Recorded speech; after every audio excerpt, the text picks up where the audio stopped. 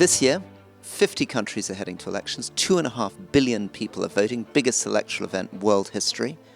We're going to be focusing, of course, on Mexico, Europe and the UK, but also... Well, I think the United States is the one that's going to get the most attention around the world. We are in an age of populism, or as Alastair likes to say, an age of impunity. And I think there was a moment, probably year and a half ago, where I thought maybe populism has peaked. British politics seems more moderate. Biden defeated Trump. We just had a great result in Poland, where the populists were defeated. But I'm increasingly of the view, if you look at the longer trend, that the underlying root drivers of populism remain fiercer and wilder than they've been for a long time. There is an argument that populism in the UK has peaked, that I'm not convinced of that. But certainly I think Brexit was peak populism, Johnson as Prime Minister was peak populism, and now the next election is going to be between Keir Starmer and Rishi Sunak. But I think if you look across Europe, then I'd say that populism is on the up rather than on the down. I think that Brexit is the worst thing that's happened to this country probably in my lifetime, and we're seeing the impacts large and small. You've got more coming in this week with yet more checks. They promised there'd be less red tape, there's going to be more. They promised that supply chains wouldn't be disrupted, they're being disrupted.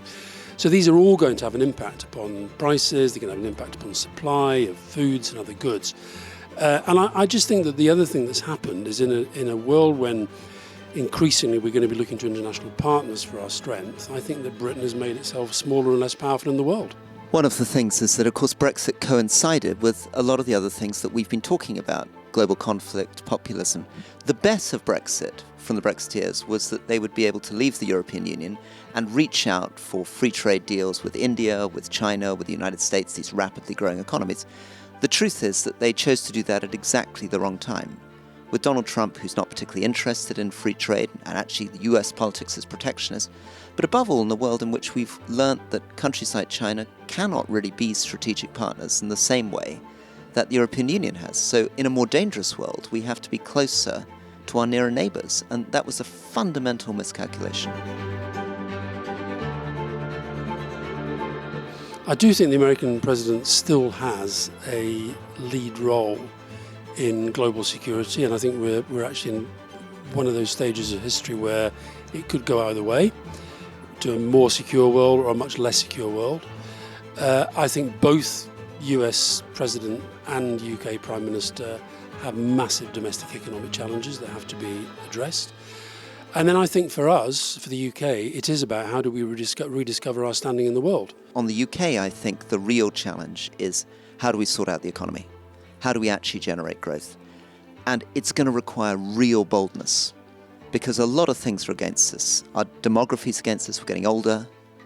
We've got a very, very difficult situation with immigration, which we used to rely on to drive a lot of growth.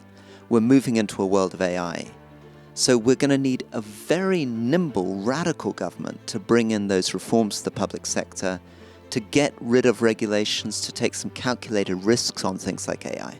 And the question is, do we have that kind of innovative, risk-taking government coming in? 1 in 10 children born in the world will be born in Nigeria by 2050, and we're in a situation where there have been 7 military coups, and where Sudan, which is something Alastair and I have talked about quite a lot, is barely being covered in the media. And that's before we get on to what's happening in Asia Pacific. And in particular, as China's economy begins to struggle, are they going to be driven to more nationalistic and aggressive moves?